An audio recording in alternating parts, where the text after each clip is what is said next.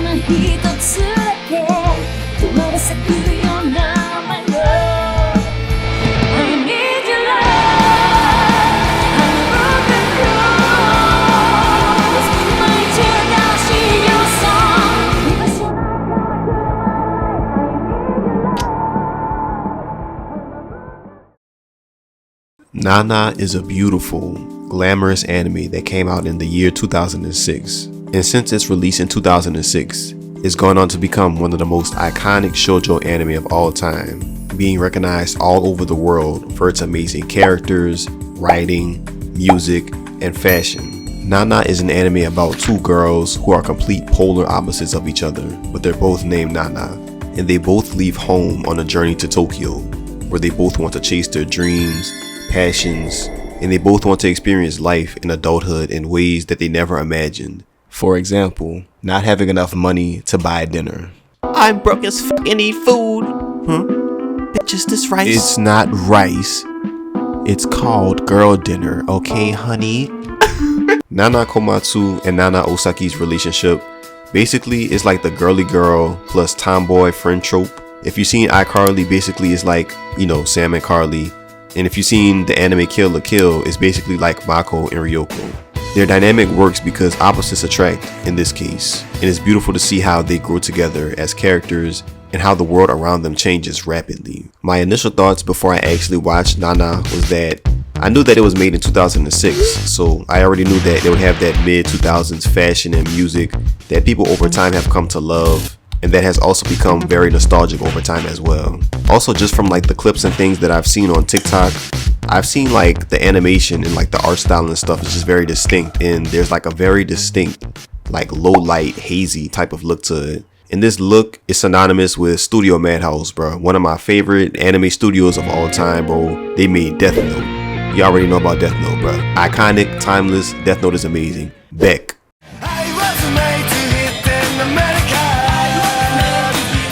Now, if you're watching this video and you know about Beck, bro, go ahead and follow me on Instagram, bro. I gotta DM you something, bro. And it's not nothing nasty, bro. I just want to express my gratitude because Beck is fucking peak fiction, bro. It's very similar to Nana in the sense that music is its premise, and you know, a lot of like rock music is involved in the anime. It's just an amazing anime, you know, a good anime all around. Go watch Beck. And also Paradise Kiss. Paradise Kiss is also an anime that's made by Ayazawa, you know, the creator of Nana and a lot of other amazing manga and works. And Paradise Kiss also has the same premise somewhat of Nana, you know, girl trying to leave home, finding herself through fashion, music, meeting people that's cool as fuck, looks cool as shit, you know. And if I had to compare Paradise Kiss and Nana, this is exactly how I would compare it. Tyler, the creator, y'all know Tyler, bro. That nigga's a generational talent, bro. Like, come on, stop playing, bro. One of my favorite artists of all time as well. But basically, in one of his past interviews, he told the interviewer and his audience that Igor was basically like a more potent version of his 2017 album, Flower Boy, you know? If you listen to both of them, then you understand exactly what I'm talking about. But in the case of anime, Paradise Kiss could be considered Flower Boy, and Nana could be considered Igor, because Nana is just a way more radical, like I said before, flowery, potent version of Paradise Kiss. You know, more characters, more drama, and it's just amazing, bro. Takumi. I only knew Takumi from that one clip on TikTok where it was the dub of Nana, and I think he was like, hey, it's me, Takumi. From that alone, bro, I know he was a dick, bro. I know he was a fucking manipulator, jerk, probably handsome as shit, bro. But from that simple clip alone, I knew that. And I also knew that he did a certain thing. And I also thought that there was only one Nana in Nana, and that's this one, because she's really just like the face of Nana, bro. Like, you think of the anime, you think of her, you know, I think it's called eyeshadow, you know, her eyes, the red lipstick, her rocking out, bro, on a microphone, just going crazy, the big ass platform boots, bro. I didn't know there was two. And I also knew that Nana was very emotional.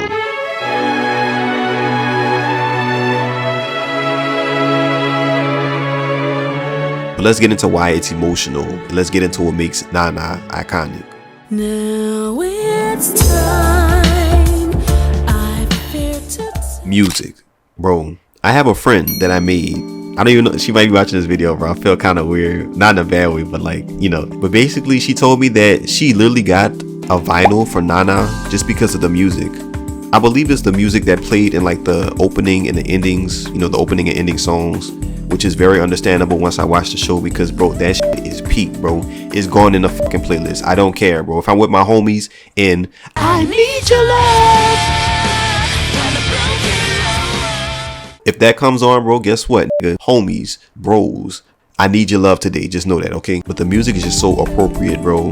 From the anime openings to the endings to the regular soundtracks in the show, it's just so fitting and it's just so complimentary to the entire style of the show and a lot of the themes and elements of the show that make it stand out as well. The fashion, they was throwing fits in this bitch, bro. Oh my gosh, bro, they was throwing fits every single episode, bro. It didn't matter who, him, her. Nana's fit in episode 3, her fit in episode 4, Shoji with his bitch ass, I'm sorry for cursing, his fit in episode 5, Mizukoshi and Nobu's fit in episode 9, bro. The paparazzi, bro, the mosquitoes were throwing fits, bro. They had that shit on every single episode and I wasn't mad at them at all, bro. They made me wanna step up my game of style and fashion, bro. Especially at a time where I just saw them 2 Japanese dudes on TikTok that be putting that shit on, bro, and they be having that one song that's absolutely beautiful playing in the background.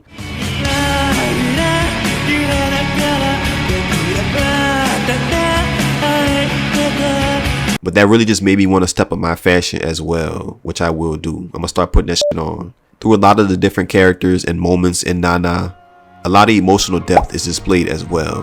Ayazawa's writing is second to none in my opinion. You know, she creates such dynamics and relationships that connect and break people apart on so many different levels, bro.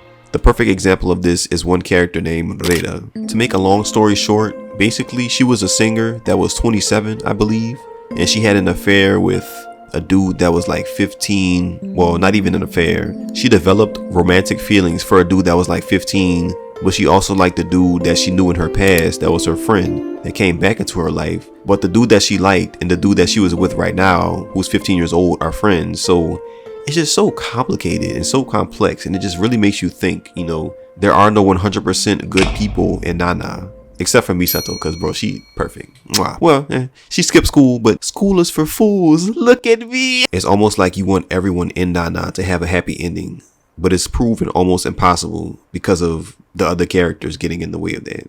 Relatability. Both of the Nanas are leaving home for a new, fresh start to their life and adulthood. That's very relatable. You know, people leave home all the time, college, just moving out in general.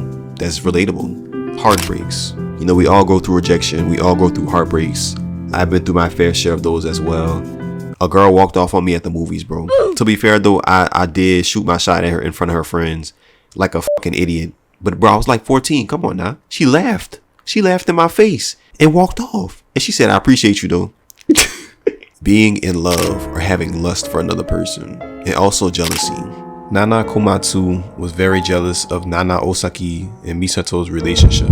And she would also be jealous and very insecure.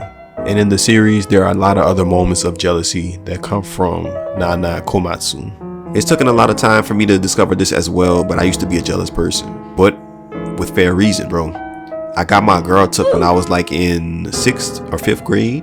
You know, it was Fall Fest, October 31st. We were outside dancing. I was looking for her. I looked to my left. She's dancing with the 6'4" nigga with glasses and an afro. He took my girl, bro. You know, he took my girl. They were dancing to Bobby Shmurda, hot nigga. He looked over at me and smiled. She looked at me and smiled. I just went into the bathroom and I just sat on the toilet. I look like that Shinji meme, bro. I look exactly like Shinji in that one meme. But you're supposed to grow from these moments. That's the important thing. You're supposed to learn and grow from these moments. She wasn't my girl. She was mine Monday through Thursday, bro. Friday to the weekend, she was for other people. So I had to let her go.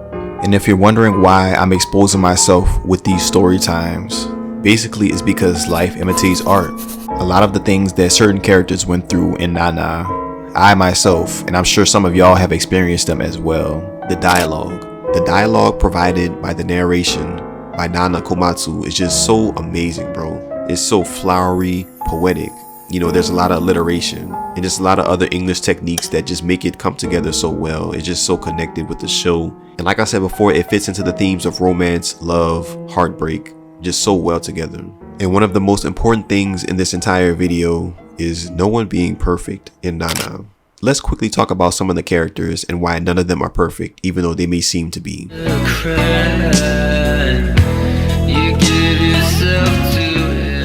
Nana Komatsu, aka Hachiko, aka Hachi. Like I said before, bro, she's Carly, you know. I know you see. Carly is literally just a girly girl, bro. You know, it's the same thing with Nana. She's literally just a girly girl looking for love on her Sailor Moon, bro. You know, looking for love, looking for romance and independence as well. But it's her inconsideration, her lack of independence, and her constant search for escapism within different partners that leads her away from this romance and this love that she's seeking.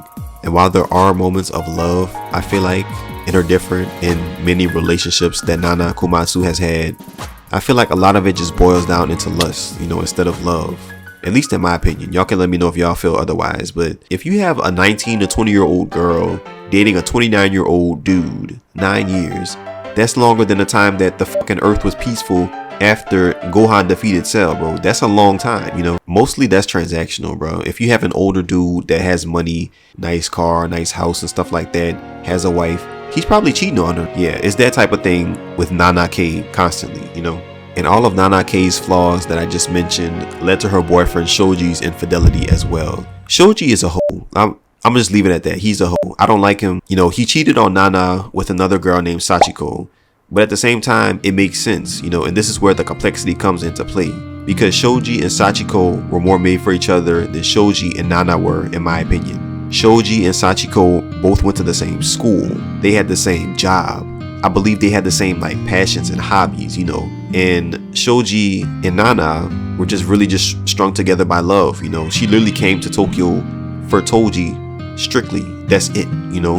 And all of the other things that happened came after Shoji, you know, because she didn't have a purpose other than moving to Tokyo because of him. But having someone in your own age range, you know, y'all have similar interests, y'all go to the same school, like come on now, that makes it just so much more convenient for you to be with them rather than a girl that you actually have to make time for and who's inconsiderate and, you know, selfish towards you. So I'm not saying that cheating is right, but he should have broke it off in a better way, you know. Nana Osaki's lack of trusting people and her slight jealousy as well.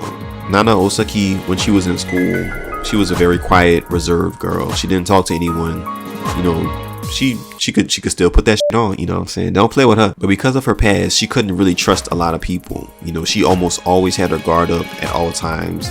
It was very hesitant to let other people know about her past unless she really truly trusted them, which is fine and understandable. But as you get older, you need to understand and just know and acknowledge the fact that at certain times you need to be open with others to develop good relationships, whether it's business relationships, just making new friends, or just doing anything to further yourself in life and just to connect with people, you know, on a more personal level that you never would have experienced before. Junko and Kyosuke, who are Nana K's friends. In my opinion, bro, they weren't there for her enough, bro. I really don't feel like they were there for her that much as they should have been. Because I feel like if Nana K just had them as an outlet to vent or just talk to like more, like she wouldn't have did all of the rash things that she did in the anime, I feel like. Well, that might not be the case because Junko knew about all of the relationships Nana had before because they both went to high school. I still felt like they should have made more of an effort to be there for her or just try and like persuade her to not do certain things or just to check in on her more, you know. Shinichi basically being a prostitute and selling his body. And I'm not trying to shame anybody that does that. I'm not trying to shame anybody, you know, because you do what you do, you know. But it's just like Nana really made me understand and see that that's what you're really doing. Like you're really having relations with people that you probably don't care about for money. And in the case of Shinichi, it was driving him down a dark path of destruction because he became so apathetic and cold towards people that it was just very hard to watch. You know, it was just very uncomfortable as a viewer to watch him be like, oh, all right, I'm done, you know, pay up now. And that, as a result of him constantly doing that, he really didn't have like a personal connection with a lot of women, I feel like, romantically. Takumi, he's a manipulative, selfish person that forced himself upon somebody in that show, bro. This nigga is basically softcore Y2K Griffith, bro. And I'm not even trying to be funny when I say that, bro, because that's literally the case, bro. But in the same way, it's interesting because in one of the conversations that Takumi had with Nana's family when he met her and her family, I don't know if emotionally mature or responsible is the right word, but Takumi was emotionally mature enough to understand that if his father wasn't an alcoholic and if his mother was in his life and didn't pass when he was younger, he might not have been such a fucked up individual. And for him to have the courage to actually say that around Nana's parents and Nana that really just makes you think like, huh, he's definitely still a piece of shit, but he's like a piece of shit with some cologne sprayed on it, you know. So it just, like I said, complex. But nah, Takumi is still a piece of shit, bro. And no matter how cool a lot of these characters dress, no matter how cool they talk, no matter how amazing they probably smell and stuff like that, they always have flaws. You know, everybody has flaws. And these flaws really add to the realistic human feel of Nana. Because I know a few girls in my life, and y'all girls probably watching this video, look, don't deny, girls always want what's not good for them, bro. And I'm a dude and I want what's not good for me too, bro. Like I can admit that, you know, I can admit that. Nana could have been living a happy, peaceful, normal life with a certain person, but instead she chose to live life on the edge. She chose to live a very wild and unpredictable, toxic lifestyle and have a toxic relationship with another person in the show.